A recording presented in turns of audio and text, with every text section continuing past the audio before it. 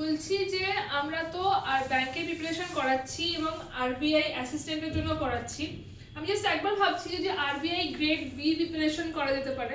তার কারণ দেখ, আমি যেটা দেখছি যে ফার্স্ট যে ফ্রেজের এক্সামটা সেটা কিন্তু একদম সেম, একদমই তাই, general awareness, reasoning, English, quant এগুলো তো আমরা নর্মাল করেই থাকি। একদমই তাই। তো আলাদা কোনটা, মানে আলাদা যেটা সেটা হচ্ছে ব্যাংকিং অ্যাওয়ারনেস। তো এগুলো কিরকম কি করা যেতে পারে?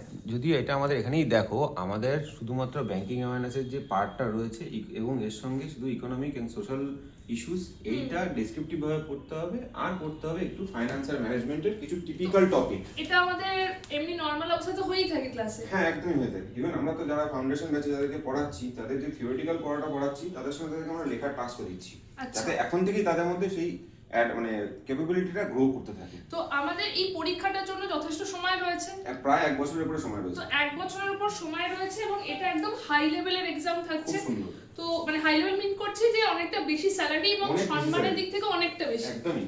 তো যারা যারা তোমরা আরবিআই গ্রেড বি পরীক্ষার জন্য প্রিপারেশন নিতে চাইছো, তোমাদের জন্য কিন্তু ব্যাংক ফাউন্ডেশনের নতুন একটা শাখা আমরা ওপেন করছি, যেটা ব্যাংক ফাউন্ডেশনের মধ্যেই পড়ানো হবে। তো যারা যারা তোমরা মনে করছো যে আরবিআই অফিসার গ্রেড বি পড়তে চাইছো, তারা অবশ্যই কমেন্ট করে জানাও। তোমরা যদি মনে করো যে পড়বে, তাহলে ডেফিনেটলি এটার উপর আমরা ডিটেলসে ক্লাস আনবো। Best of luck.